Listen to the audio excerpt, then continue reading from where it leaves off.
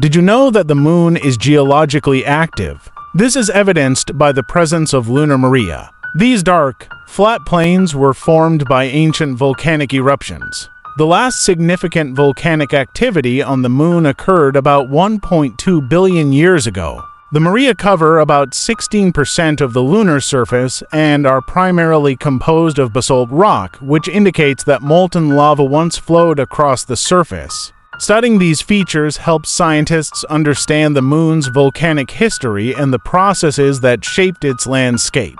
Subscribe to learn more interesting facts.